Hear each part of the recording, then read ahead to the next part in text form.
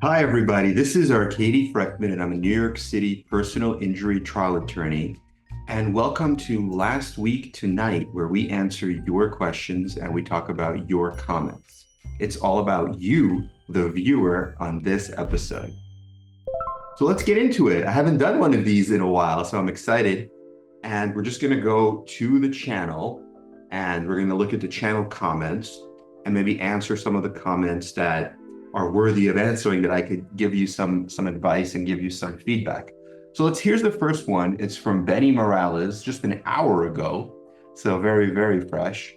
And he says, I got a letter from the person who hit my car, I guess from his insurance, stating that they accepted my demand for a single person bodily injury liability, a limit of $15,000, but my attorney called and said, I have to wait now to see how much they are going to give me. Any good advice? I don't understand, why can't I just take the $15K? I hope my law firm doesn't try taking most of it. Okay, so I see some of the issues that are arising. So I think the first thing is you have to clarify what the letter said, maybe with your attorney, if it's an attorney you trust. I mean, that's the very first step, right? You should trust your attorney. So if you don't trust the attorney, if you think maybe the lawyer's trying to take too much of your settlement, then maybe that's not a good relationship. You might want to consult with someone else. But the very foundation of any, solid relationship is trust. So you have to have trust between you and your attorney. Now, it depends on how that letter was worded. If the letter is just telling you they have $15K as their limit, that just means that's the policy they have. Doesn't mean they're going to give you the entire policy. So then the lawyer still has to negotiate. It's a kind of a small limit. So if you have serious injuries, perhaps they could get the full 15. But if the injuries are not serious or just very minimal treatment, soft tissue, I could see them trying to give you less, like 10 or 7,500 or whatever.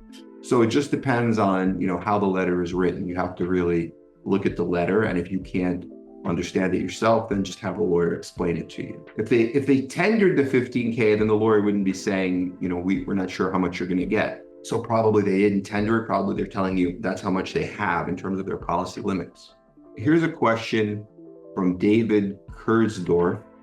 He says, I heard in New York State in auto personal injury cases, often the court or judges will make the case go to ADR before allowing a case to continue towards a trial or letting the case get a court date, but make the personal injury case first go to ADR. And if it cannot resolve, then the case goes to trial. You said in this video, if you're seeking $1 million claim and the insurance company offers you like $300,000, you go to ADR. But I heard often folks are forced by the local court or judge to try ADR. Can I ask you, have you ever had any success in ADR getting the amount you wanted in $1 million case before? And have you ever had any success with Allstate insurance in ADR cases for auto injury claims? So yeah, I think with this question, what he's saying is there's a difference between, the ADR is kind of like alternative dispute resolution, right? So it's kind of like all encompassing. So it could be mediation, it could be arbitration, it could be perhaps something else like a settlement conference. You can consider that, or maybe some sort of, I don't know, any kind of alternative dispute resolution. Usually the two big categories are either mediation, where you try to mediate and try to come to an agreement, and it could be non-binding. Now with a mediation, you could add a lot of things, right? You could try a focus group and you could say, look, I did a focus group, here are the results. You could watch the actual jurors deliberating and here's what they're saying. So if these people are saying it, then perhaps a jury will say the same thing. So therefore I'm entitled to $1 million, right? You could have all this evidence that you present. You could have your experts, you could have demonstratives, but it's not binding, meaning if you say, I want $1 million and they say, no, I'm not going to pay that. My top offer is 200, that's it. Well, then you just part ways and you go to trial. But what he's talking about is mandatory. Now, mandatory, yeah, depending on the court, depending where. In New York, it's not really mandatory that you go to a mediation, usually. Sometimes they do try it like in federal court where they have mediation programs. And the reason for that is just because they want the case off their calendar. They have so many cases, they want to resolve cases. So you got to understand everyone has a different interest. You and hopefully your lawyer have an interest to get as much as possible, but also not to delay because the lawyer and the client get paid only when they receive the funds, right? If I settle a case for $1 million, I get 300,000, my client gets 700.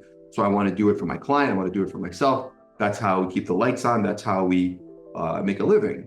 The courts, they just have a lot of these cases.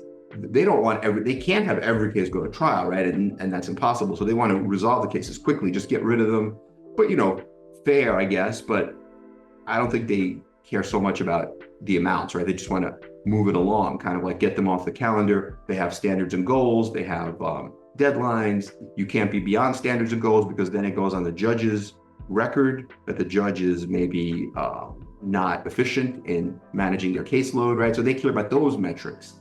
Now, the defense lawyer, the same way, wants to maybe be a hero, settle the case for very little, get the case dismissed, because then they get more business from the insurance company. So everybody has a different interest. So it's kind of like But I guess what he's asking here is about this forced mediation. So yeah, you can go if they have a settlement conference, if they say you have to do. I've never heard of them saying you have to go to an arbitration unless it's a type of case where the only option is an arbitration. For example, when you have a sometimes the only option is an arbitration because it's uninsured motorist and you have to go to arbitration. There's no jury trial with But if it's a regular personal injury case, you don't have to go to arbitration.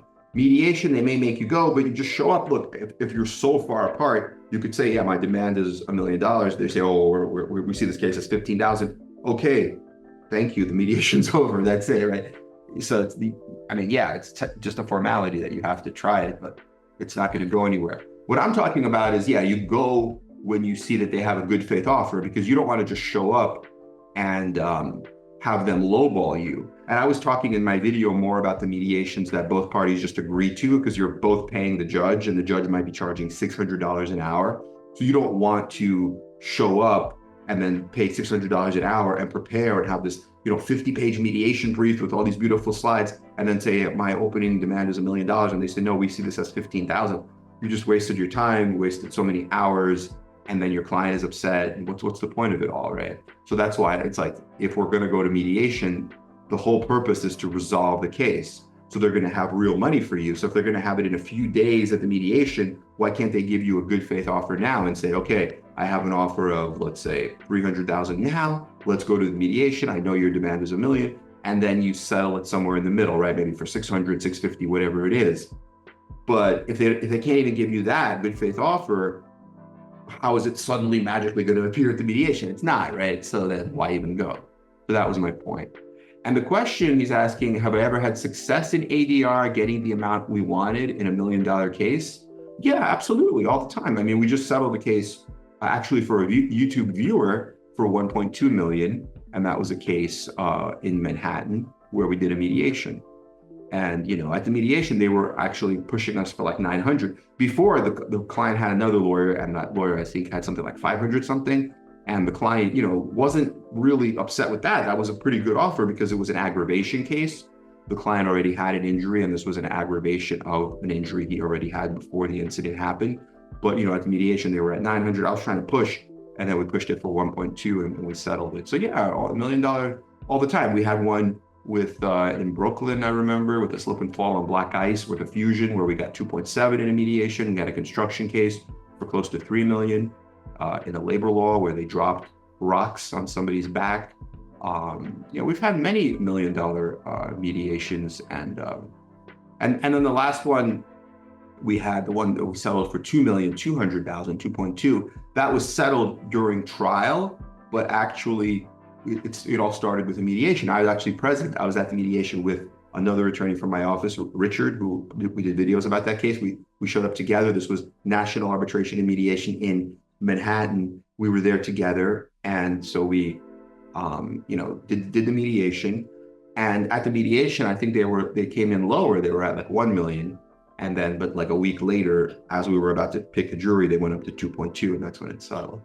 So yeah, all the time. And then the question about Allstate, Allstate, yeah, I've settled cases with them with, mediations, arbitrations. Allstate tends to be, like huff and puff kind of thing, like where they say, oh no, we're not going to pay, we're Allstate. And they tend to be very cheap.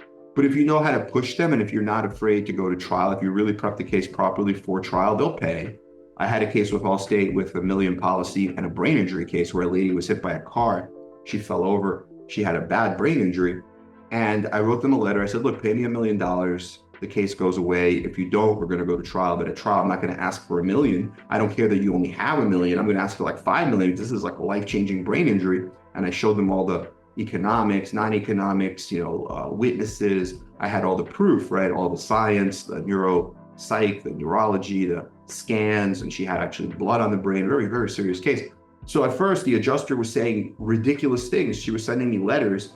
And she was saying, well, the client has a brain injury. I acknowledge that. But how do we know it's not just all going to go away? And that's like, first of all, that's impossible. When you have a serious brain injury like that, it never just goes away like spontaneously. So I could see right away, this is like some kind of nonsense.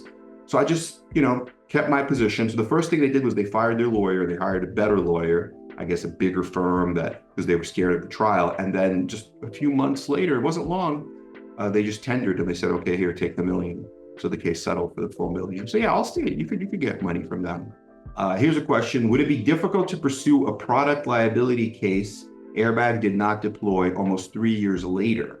The car even had a recall for non-deployment. 3 years later, yeah, I mean, you have to check the statute of limitations in your jurisdiction. They're all different, but 3 years might be too late for some jurisdictions. I'm not sure. I don't do too much product liability, but I believe product liability is basically saying that the product was not fit for its intended purpose or it wasn't reasonably safe. It was either manufactured or, basically that it wasn't safe. So yeah, if there was a recall, but then also what's the injury or why would you be suing 3 years later? Because if the airbag didn't deploy and the fact that the airbag didn't deploy caused a serious, like life-changing permanent injury, then wouldn't you bring the case earlier or wouldn't you have treatment earlier?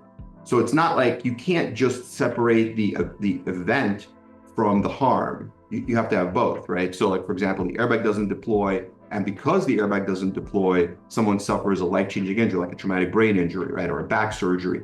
So you could wait 2 years, but you have to have everything like the car, the inspection, the experts, and then you could file everything together.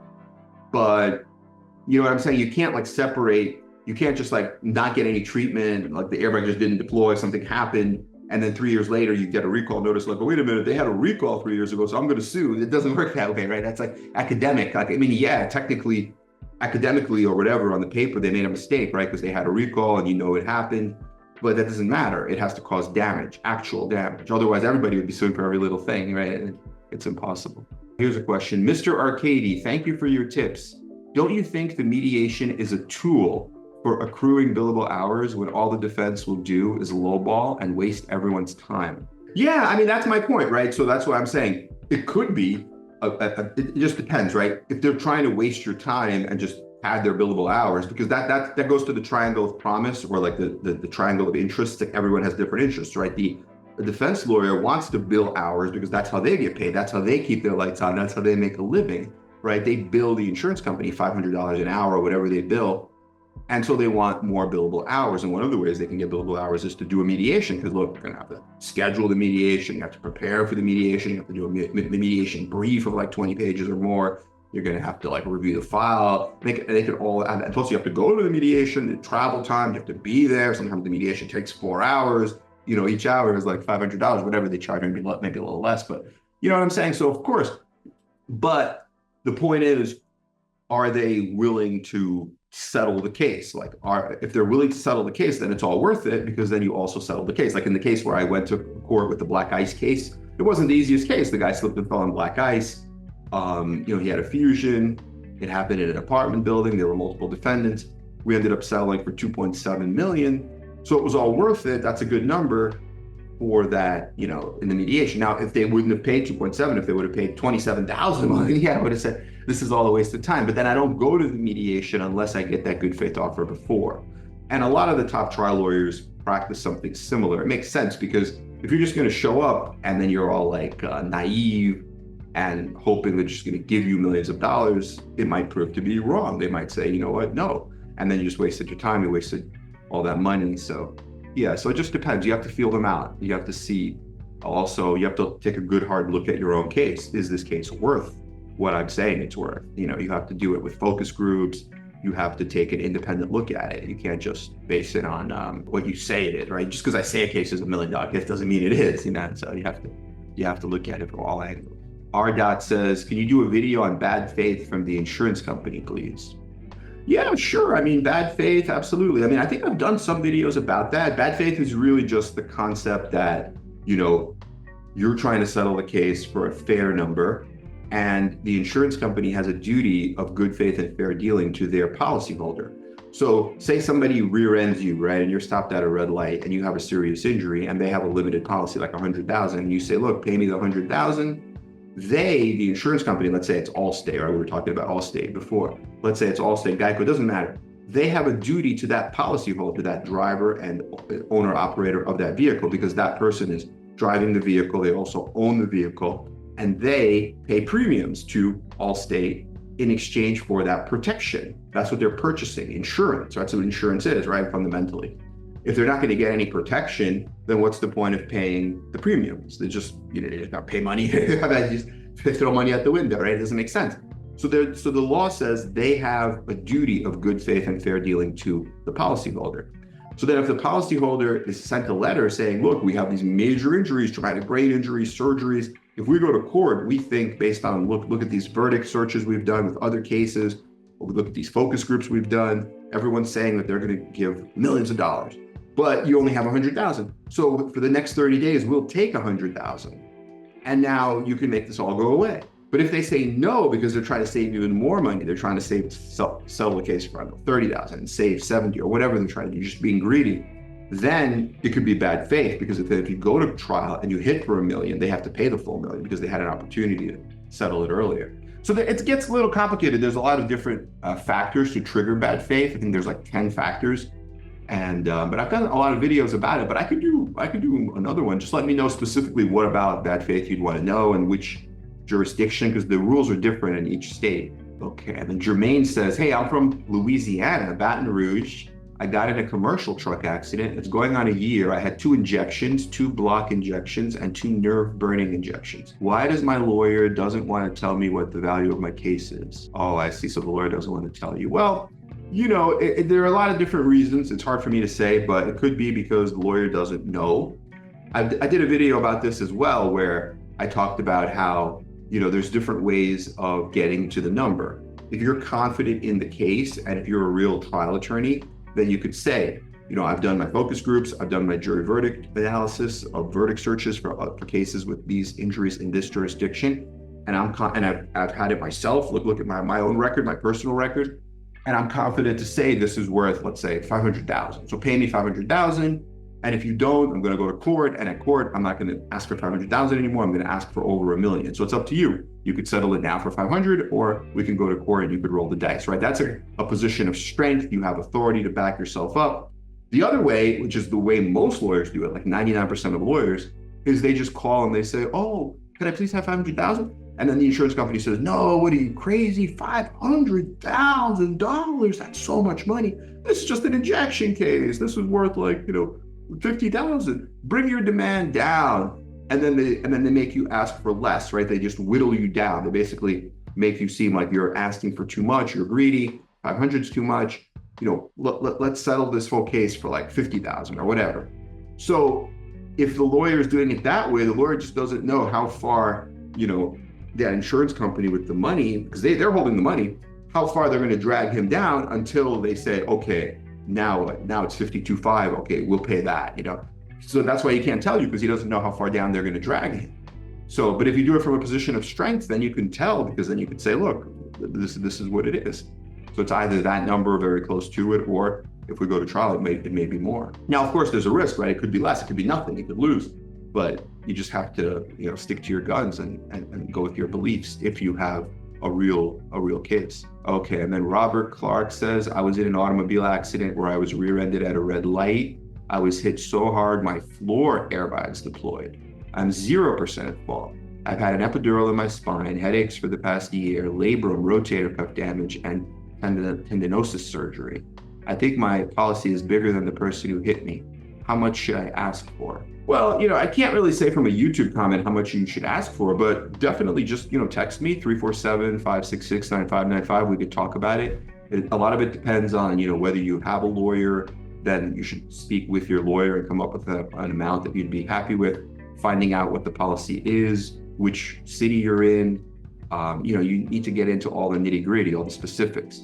Nobody can really tell you from a YouTube comment like what you should ask for in your lawsuit, because that's a serious thing. It's a lawsuit. You have to really turn over every rock, right? Look under every rock and know everything. Otherwise, it's just like basically like throwing it up against the wall and seeing what sticks. I don't like to do that. That's just kind of like very, very general, and it wouldn't really be helpful. And he says also he's left-handed and hasn't been able to use his left arm in over a year. So yeah, definitely a serious injury. I mean, I would do that position of strength. If you have a good case, if it's real serious damage, you have the photos, you have the proof, why not go for the policy? Go for the full policy. I don't see why not.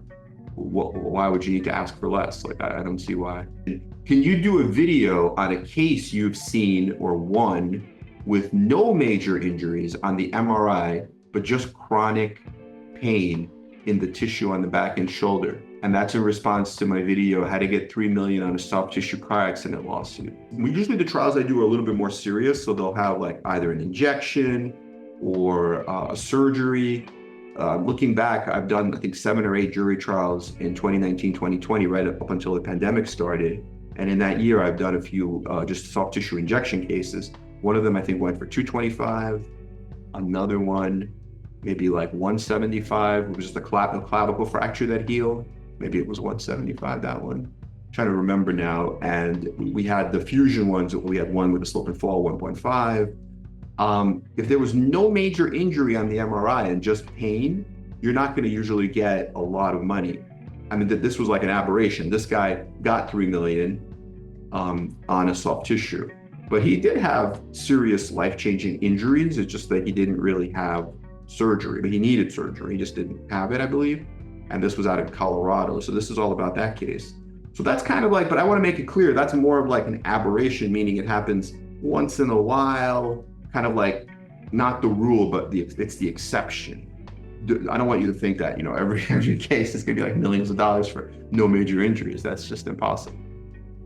Usually the cases that you do take to trial are going to have major injuries because, to get to trial, you have to litigate the case for like years and years. You have to pay experts.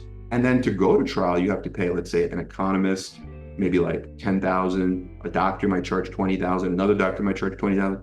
You might just, like one case where we had, the one case we did in the summer of last year, in July of 2023, we ended up getting $3.5 million during, after opening statement, after we put on a few witnesses during the trial. It was a settlement during trial. But just to get to that point, I had to spend more than $100,000 out of pocket to get there because I had to pay all these experts. And most of the money I couldn't get back. I mean, some of it, I think one of them was refunded because the doctor didn't come to testify. But I mean, still like $95,000 was spent, and we take it off the top, and we get the $3.5 million. We recuperate our out-of-pocket expenses. All the lawyers have to do that because otherwise they're funding the case. They can't fund the case. And then the richest lawyer kind of would get all the cases and just fund everything. So they make you ethically, you have to take back the money. You spend $1, you get $1 back. But you have to still front it. And then what if you lose the case? Then you get nothing, right? So it's a huge risk. So I don't think anyone's going to do a lot of trials just on no major injuries, just pain. The other problem is that if you just have pain, how do you know the pain is from the incident as opposed to just pain from living your life, right? And that's a whole big can of worms. So Trippin says, thanks for all the great videos and information. I am at the end of treatment from a vehicle accident, rear end, where I had a herniated disc that required urgent discectomy. The closing appointment with the surgeon's office noted that I was doing well and that future treatment isn't predictable at this time. What are your thoughts on this? Does the vague, unpredictable documentation aid my case?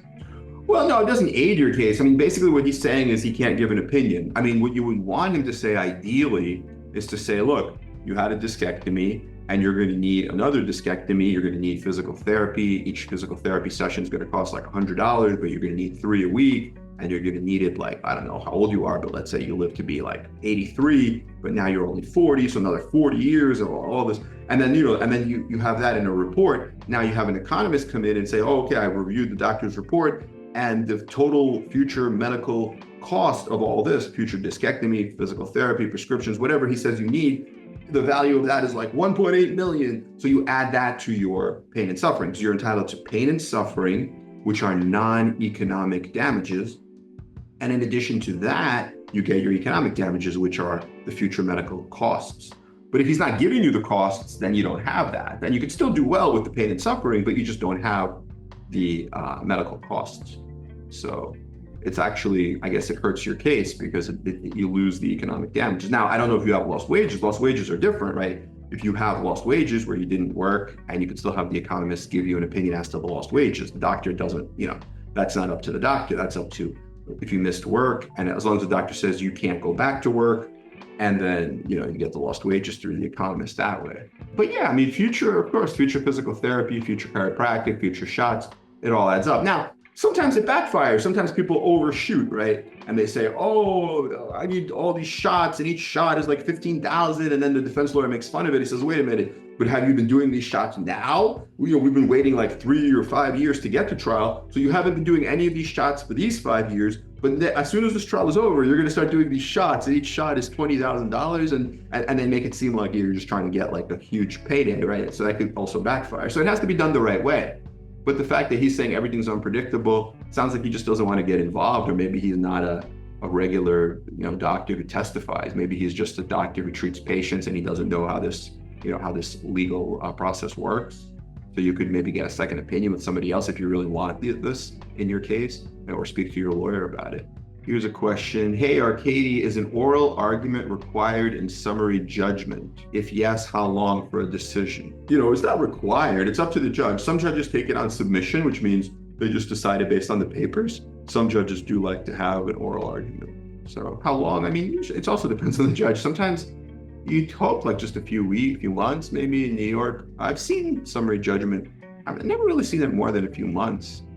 But it could be a little slow sometimes. Shayla says, I'm a semi-truck driver, and a lady in a car ran into my driver's side fender as I was turning left, and she didn't want to wait, so she tried to drive around me as I was turning left, and she ran into my driver's side fender. She totaled her car on her passenger side front fender and front side. Her insurance does not cover all the expenses, so now they're coming after my job. Which insurance is 1 million? Or what could I go for? So, I mean, you could sue, I suppose, if she was at fault. You're driving a semi-truck. This other lady, didn't want to wait. She was at fault. She hit you in the side fender. So if you were hurt, depending on what your injuries are. See, you got to understand that people say, like, you can't really say, like, what happened and then say, what am I going to get? Because it has nothing to do with what happened. What you're going to get is all based on what your injuries are. And, if you miss time from work, if you have lost wages, if you have future medical expenses, like the example we just did, right? All that, your damages. So if you have like serious injuries, let's say you need a surgery, hey, and she has a big policy, maybe you can get $1 million. If she has a 25,000 policy and you just go for a little chiropractic and nothing else, maybe you get $10,000, right? It all depends on that. So it's not about the liability is important because if you were at fault, then you can't get anything. But it sounds like you're not at fault, she's at fault. So so you should be able to get a good amount. You just have to find out what your injuries are if you've been treating. Okay, so thank you. Please like and subscribe to our channel. Let us know what questions you have, and we will do more Last Week Tonight's as well as more lives. And we look forward to reading your questions and helping. Okay, all the best. Bye-bye.